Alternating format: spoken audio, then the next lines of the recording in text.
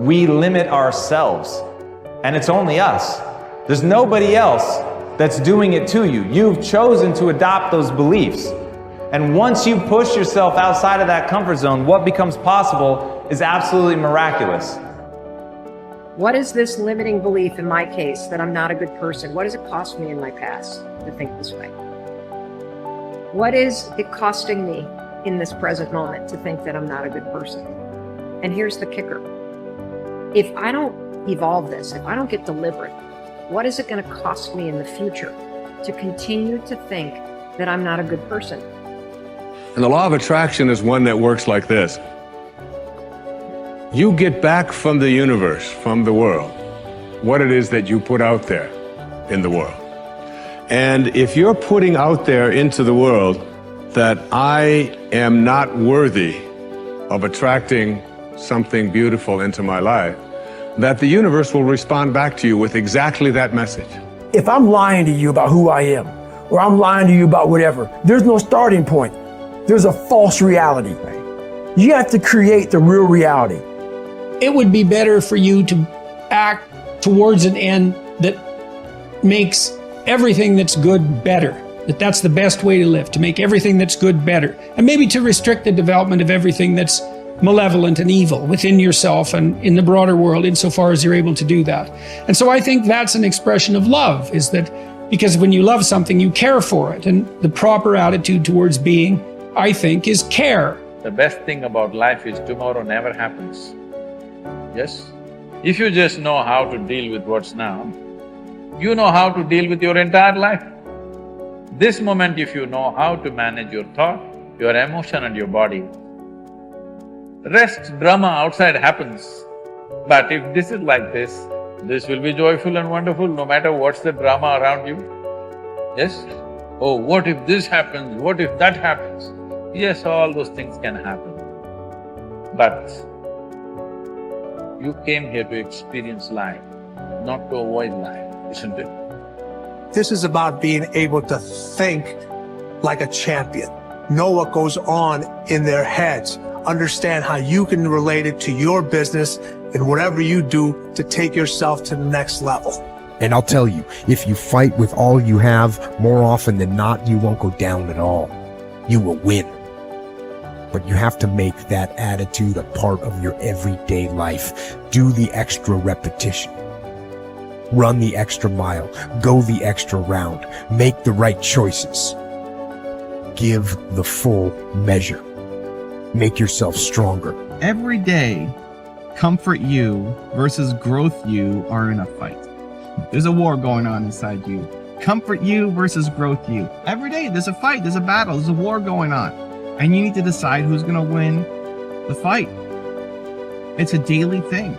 And the more growth you wins against comfort you, the more you start to grow, the more you start to hit your goals, the more you start to have an impact, the more you start to love yourself.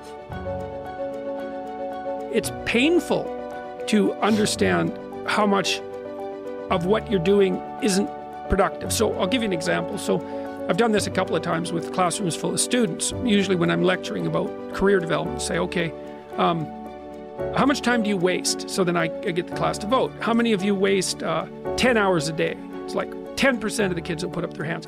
And it's interesting because I don't define what constitutes waste. I just ask the question. So they're diagnosing themselves, right? I'm not saying you're wasting 10 hours a day. I'm just asking. It's like, given your own attitude, how much time are you wasting? 10 hours a day. It's like 10% of the people put up their hands. Well, when you get to like 6 hours a day, 80% of the people put up their hands. So then we do the arithmetic. It's like, because I like doing arithmetic with people. People hate arithmetic, but I like doing it. It's like, okay, 6 hours a day. It's 42 hours a week. So let's call that a work week, 40 hours a week. So that's a work week. Let's say, what's your time worth? You're a university student. Well, it's certainly worth minimum wage, because obviously, but it's worth way more than that, because if you spend a productive hour when you're 20, then you gain the benefits of that hour for the rest of your life. So there's the compounding effect of time spent when we were young. So I say, well, let's assume your time's worth $50 an hour, which I think is an underestimate, but whatever, let's call it 50. We can call it 25, but we'll call it 50. That's $2,000 a week you're wasting. It's $100,000 a year. It's like, how much better would your life be if you weren't wasting $100,000 a year? It's like, what is that over 40 years? $4 million. It's like, you're rich. You don't even know it. Quit wasting time. By your own definition. It's like people shake their heads. Well, I never thought about it that way. It's like, yeah, think about it that way. Don't waste your damn life. I know I'm a weak man. I know that I have sinned. I know that I am not perfect. But if I could have a person who's so much wiser than me, if I could look out into the future and my highest, best, strongest, happiest, boldest self could step into the situation, how would my better self advise me now? And you'll always find that your better self will say, calm down. It's not that big of a deal in the bigger picture. You're stronger than you know. Believe in your ability to figure this out. Take a breath. Take a couple breaths. Know that you could make the situation awful and make yourself feel bad, but that's your choice. Your highest self would tell you, you know what? Handle this well so you can respect yourself later. Your best self would say, handle yourself well now, just to prove that you can. Your best self would say, you know what? If you handle yourself now, you'll have fewer regrets later. Your best self would say, you know what? Instead of being angry, try to be compassionate. Because from compassion and love comes a greater power to influence than you'll ever have as an angry little child. Oof, your older self, they'd tell you, they'd learn you. They'd give you the messages that you needed to hear. What would you do as your highest self? I like my trigger for myself is when I feel those negative emotions, I ask a very specific question. My question is, if I was acting as my highest self now, what would be my next right action of integrity? Coming from a place where I want to be happy as a human being, how would I reply to this? And that changes the game. The questions we ask ourselves in moments of conflict dictate the answers and the way in which we behave. And so I say to you, take a beat, ask the questions, wonder why you're so upset, and let it go. Ask, what would my highest self do in the situation? Removing distractions is no small matter in our current culture, but it's critical. How do you do it? First, by maintaining the discipline of practicing your priorities. Don't do easy things first, or hard things first, or urgent things first. Do first things first, the activities that give you the highest return. In that way, you keep the distractions to a minimum. Second, insulate yourself from distractions. I've found that I need blocks of time to think without interruption. I've mastered the art of making myself unavailable when necessary and going off to my thinking place so that I can work without interruptions. Because of my responsibilities, I am always aware of the tension between my need to remain accessible to others as a leader and my need to withdraw from them to think. The best way to resolve the tension is to understand the value of both activities.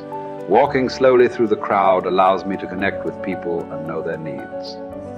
Withdrawing from the crowd allows me to think of ways to add value to them. My advice to you is to place value on and give attention to both. If you naturally withdraw, then make sure to get out among people more often. If you're always on the go and rarely withdraw for thinking time, then remove yourself periodically so that you can unleash the potential of focused thinking. And wherever you are, be there. Once you have a place to think, you need the time to think. Because of the fast pace of our culture, people tend to multitask. But that's not always a good idea.